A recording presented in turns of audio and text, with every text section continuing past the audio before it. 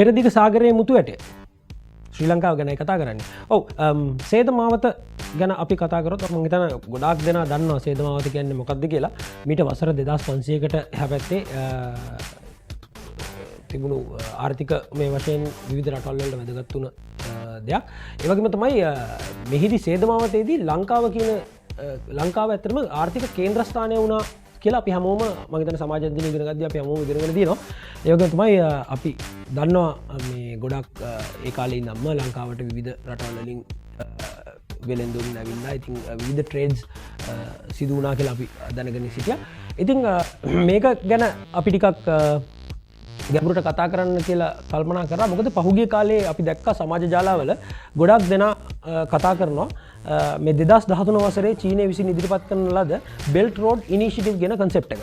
මෙතනදී මේ belt road initiative කියන කන්සෙප්ට් එක මොකක්ද කියලා අපි මම හිතන්නේ ගොඩක් අය හරියට දන්නේ නැහැ. ඒ වගේම තමයි මේක ඇත්තටම විවිධ ආණ්ඩු සහ දේශපාලනික වශයෙන් විවිධ දේශපාලන වේදිකාවල මේ පිළිබඳව ගොඩාක් කතිකාවතකට ලක් වුණා. ඉතින් මං හිතන්නේ සමාජයේ අපි සාමාන්‍ය පුරවැසියන් විදියට මේ රට තුළ සිදුවෙන දේවල් පිළිබඳව හොඳ අවධානයකින් සිටිය යුතුයි.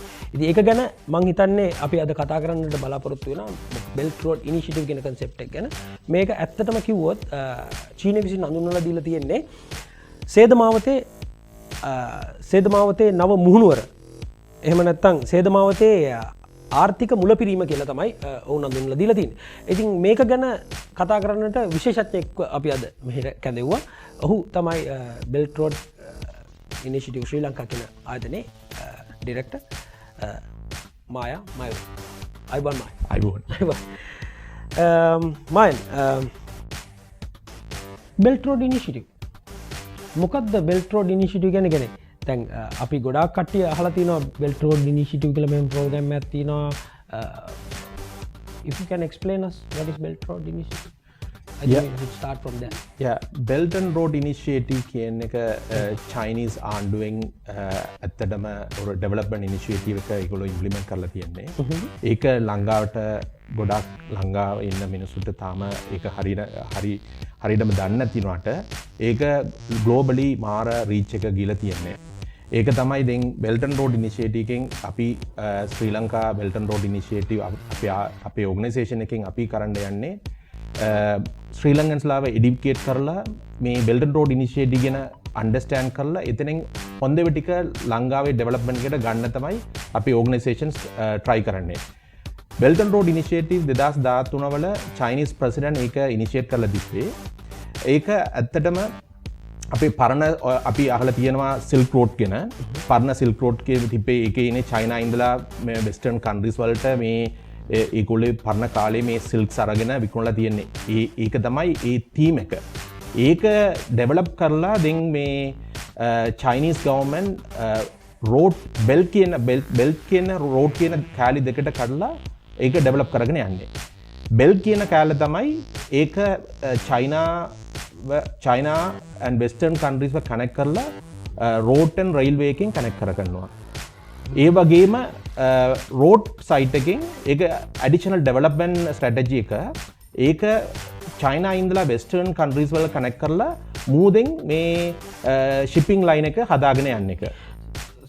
ඒ කියන්නේ මෙතනදී sea route එක විතරක් නෙවෙයි. It's not only the sea route, but then you have the railway routes as and well and the road. Yes. So they are trying to connect the whole world, is it? Yes. Basically, their intention is very clear. Say, as you all know, that China second largest biggest economy, and now they are a little bit stagnant because they had a huge growth and two-digit economic GDP.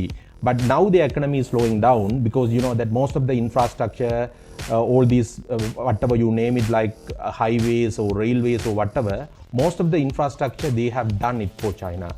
So now they have got ample of resources when it comes to financially or when it comes to skillful staff and all. So they have plenty of resources. So they wanted to take that resource to the other part of the world. That's what they are coming up with this Belt and Road Initiative. And then what they can do is, using this connection, they are trying to open up market in the other part of the world, especially with the Western countries or Asia, even the Africa. they are trying to connect it, and then it will allow them to produce their goods and they can sell to the wider market through Belt and Road Initiative. But China is very clear, Belt and Road Initiative is not one-sided initiative, make a win-win initiative. It's all depend on the other countries, how that they will make it as a win-win situation for both countries to benefit. So this is one of the reason also that we as a Sri Lankans, Belt and Road Initiative Sri Lanka, we are trying to critically analyze the pros and cons and see how that Sri Lanka can make this Belt and Road Initiative more productive and more beneficial to the Sri Lanka and Sri Lankan population. Right. Talking with you, I had one question apart from all this. What brings you interest to study something like this? Well, because it's something that people don't, people will hardly fall in, because especially a country like Sri Lanka, like we normally care about, we don't really care about the Belt Road thing, right? Yeah. But then for someone like you to come down and then study about this and to identify, there are potential about this Belt Road concept, and how did you start all this? Well, because in my past career, so I worked in Africa, and I have seen the changes, tangible changes which Chinese investment is making in African countries. So then when I seen what is happening in Sri Lanka, how the Sri Lankan population or Sri Lankans or the Sri Lankan politician, how they react to the Chinese investment in a very negative compared to other countries. Why we should take about Africa as example? If you take about Pakistan, as a part of Belt and Road Initiative, they have a big project called CPEC, that is a corridor from the belt. So they are making a corridor which is connecting from the Pakistan port up to the west part of China. So that is mean that road will allow Chinese government, Chinese to take the items from Pakistan harbor, then they can drive up to China inland. So China, even the Pakistan, they took it very positively, and they are working very closely with Chinese to make it that CPEC project, China Pakistan Economic Corridor, make it very positive and make it win-win. And normally when I spend time on these social medias, I can see a lot of Pakistanis, they are promoting this Belt and Road Initiative. And I have seen in Africa, so Africans are now accepting the Chinese investment.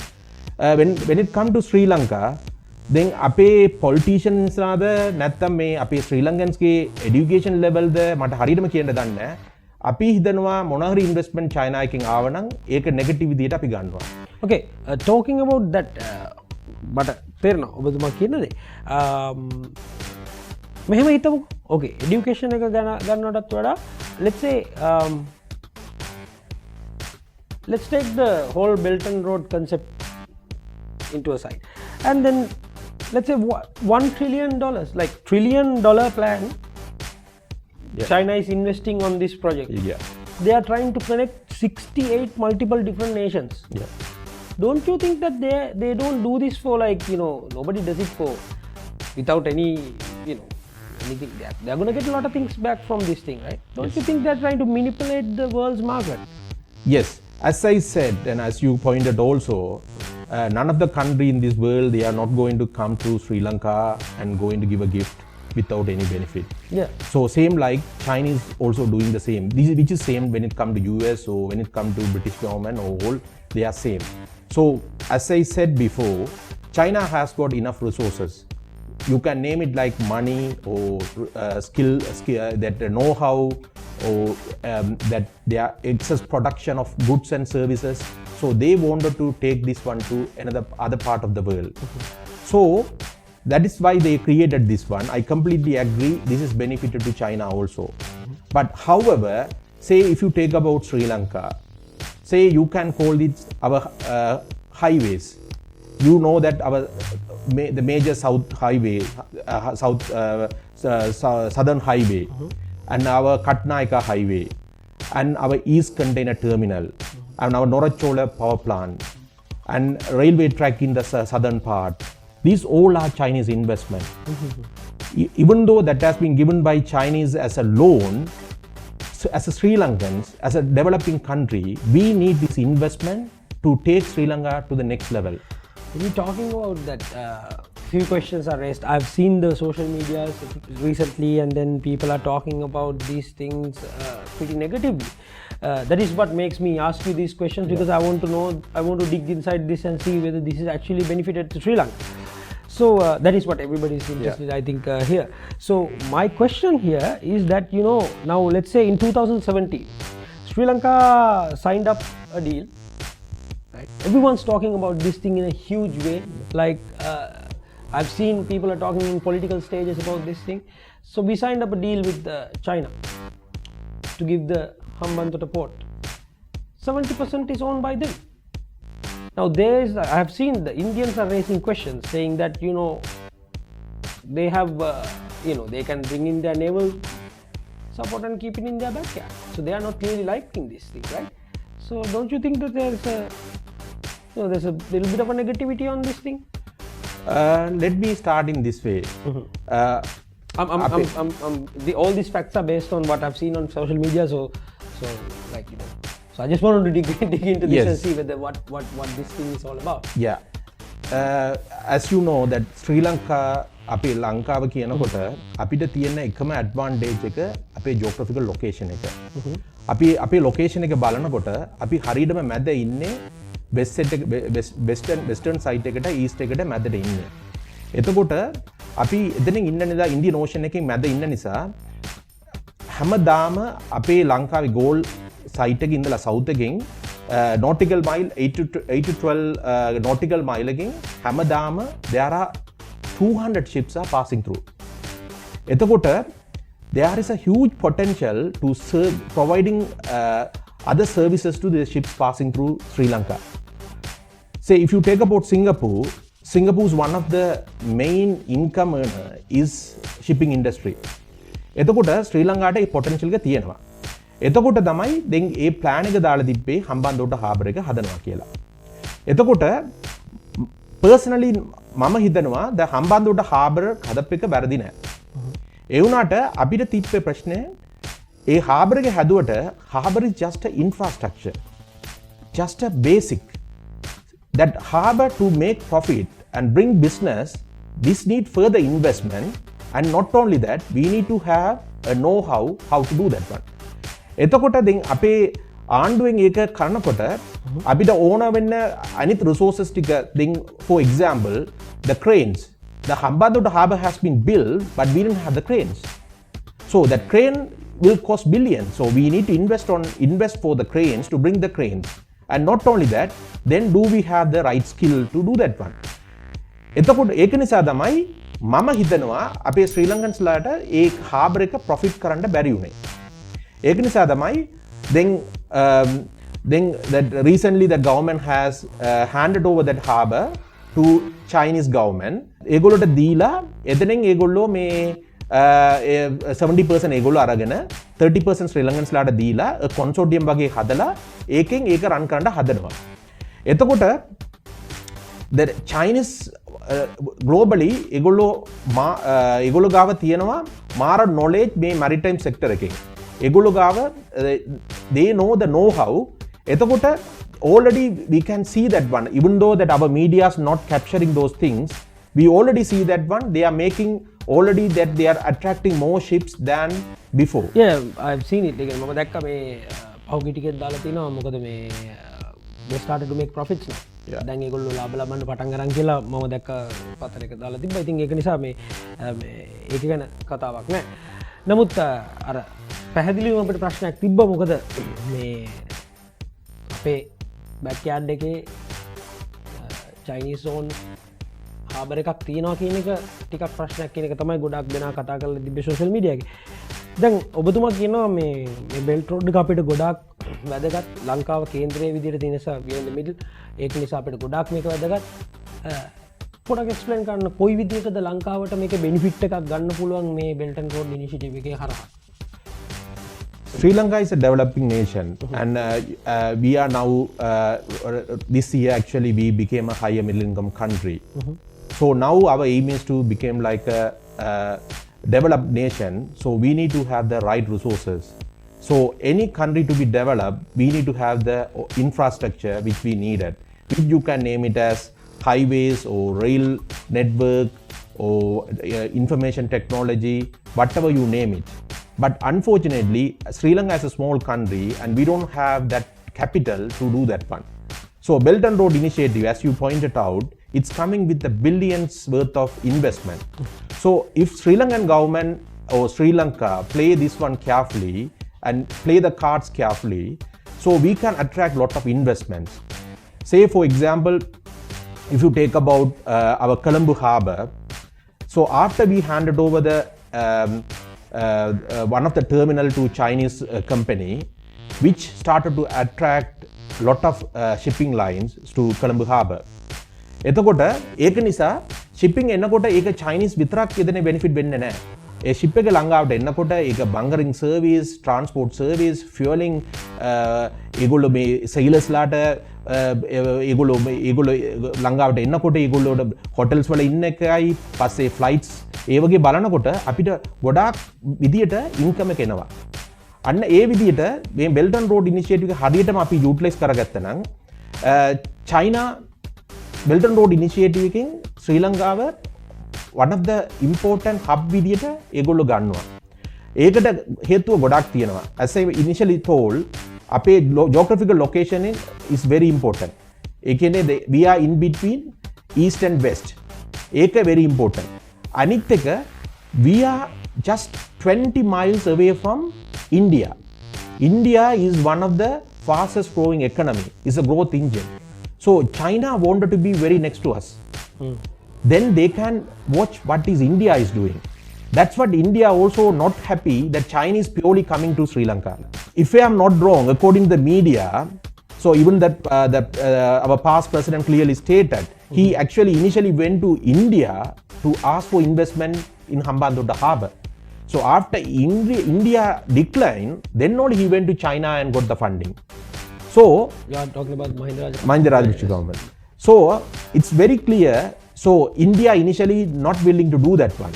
Now China invested, and now Sri Lanka has to play the card carefully to keep India happy, India and China happy, to make this Hambantota Harbour as a successful business venture.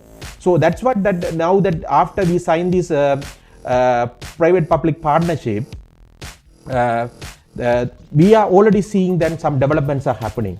So if we can continue this one, we can make this one more benefit to the Sri Lankan government. Okay. අපේ SME sector එක ගැන කිව්වොත් අපේ SME sector එකට මේකෙන් වාසියක් තියෙනවා. අනිවාර්යයෙන්ම තියෙනවා. Then already අපි දන්නවා then lot of exhibitions are Belt and Road Initiative එකෙන් organize කරනවා. අනිත් එක ඒක විතරක් නෙමේ air routes open කරලා තියෙන්නේ. then ශ්‍රී ලංකාවේ ඉඳලා China more than 3 cities වලට direct flights තියෙනවා. එතකොට එතනින් අපිට then path එක open වෙනවා Chinese market එකට එන්න වෙන්න එක. As you know that Chinese market is very big population. So that there's a big opportunity that Sri Lankan SME sectors can enter there. I was recently reading a small article about, there was a research has been found that young Chinese generation, they now like to drink tea with milk. So that trend is developing in the young generation. So just think about just targeting a young generation in China, selling Sri Lankan tea, we are talking about billions worth of income. So likewise, there are a lot of areas that Sri Lanka can target, like say Sri Lankan tourism. Now Chinese is second biggest tourism market for Sri Lanka. Yeah. So next to India. So these all part of Belt and Road Initiative. So you have seen that recently that tourism board that they brought the Chinese couple and they had the wedding in Sri Lanka. But some Sri Lankan they went and criticized that also. But they don't see the real benefit when we have this like Chinese population, they see these wedding ceremonies on the television. So then they motivate them to visit Sri Lanka. It's not like those days Chinese tourists, they don't come and spend money. These days they spend really good money. If you talk to the tour guide, they will clearly explain how that wealthy, the middle class Chinese, they are experiencing their wealthiness. So they spend money, they spend in their hotels, and they spend the money. These are benefit for Sri Lanka. And likewise, that is one of our Belt and Road Sri Lanka organization's aim also. In the future, we are trying to organize some business forum, and likewise, we are trying to take Sri Lankan SME sectors to China and connecting the producers and buyers in both countries to open the path for them to create new businesses both in China and India, which will encourage Sri Lankans to more and more involve in private sector or production, and then it will bring lot of foreign exchange by exporting Sri Lankan products to China. That is what you want to do in the future? That is one of our aim in the future. Right, okay, I think it's a very good one. Yeah. I think මං කැමති තවත් ගොඩක් කලා කතා කරන්න, නමුත් කාල වෙලාව නැති නිසා අපිට අද නවත්තන්න වෙනවා. ඉතින් මේ අපි දැන් කතා කර හිටියේ Belt and Road Initiative කියන concept එක ගැන. මං හිතන්නේ ඇත්තටම ලංකාවට ලංකාවේ ජීවත් වෙන අපේ සාමාන්‍ය පුරවැසියන් වුණ අපිට මේක පිළිබඳව තියෙන්නේ ඉතා හොඳ මානසිකත්වයක් නෙවෙයි. ඉතින් අපි විවෘත මනසකින් මේක දිහා බලන්න ඕනේ. මේක එක පැත්තක් නෙවෙයි, හැම කාසියකම දෙපැත්තක් තියෙනවා. හොඳ ඉන්වෙස්ට්මන්ට් ලංකාවට එනවා කියන්නේ ඒක හොඳ දෙයක්. මුළු ලෝකෙම කනෙක්ට් කරන්න හදනවා කියන දේ තව හොඳ දෙයක්. අපේ දේශීය කර්මාන්තවලට, දේශීය හස්ත කර්මාන්තවලට ගොඩක් ලොකු තැනක් එනවා ඉදිරියේ. තේ කර්මාන්තයට මායන් කිව්වා වගේ ඉතා හොඳ ආයෝජන ලබා ගන්නට පුළුවන් මේ One Belt One Road කියන concept එක ගැන. ඉතින් අපිත් එක්ක දිගටම රැඳිලා ඉන්න, අපිව subscribe කරන්න, අපේ bell button එක click කරලා ඔයගොල්ලෝ අලුත්ම videos බලන්න පුළුවන්. ඒ වගේම තමයි මේ අපි දිගටම බලාපොරොත්තු වෙනවා මේ පිළිබඳව ජනතාව, සාමාන්‍ය ජනතාව දැනුවත් කරන්න. මොකද මායන් කිව්වා වගේ අපිට හොඳ අදහසක් නැහැ මේකෙන් ඇත්තටම මොකද්ද වෙන්නේ කියලා. අපි දේශපාලනික වශයෙන් දෙපැත්තකට බෙදිලා හොඳ දේවල් වලටත් පයින් ගහන මට්ටමකට දැන් ඇවිල්ලා තියෙන නිසා තමයි අපි හිතුවේ මේ වැඩසටහන අපි දිගටම මේ විදිහට කරනවා කියලා. ඉතින් එහෙමනම් අපි අදට සමු ගන්නවා. ඔබට සුබ දවසක්.